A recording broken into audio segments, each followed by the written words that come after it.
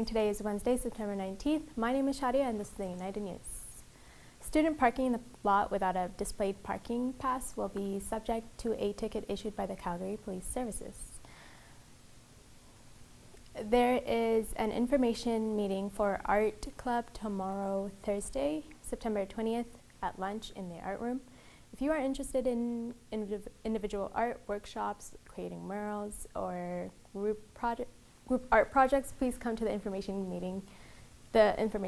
No art experience is required. Everyone is welcome. Did you know that Nelson Mandela has a variety of clubs that you can join? Come check out our clubs fair happening today at lunch.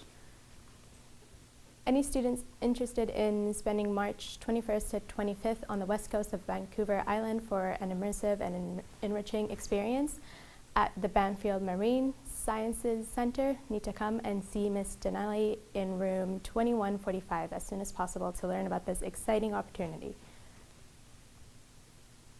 Any students interested in joining the swim team, please come to a meeting Tuesday, September 25th at lunch in room 2114. There is a grade 12 parent and guardian grad information night tomorrow, September 20th from 7 to 8 p.m.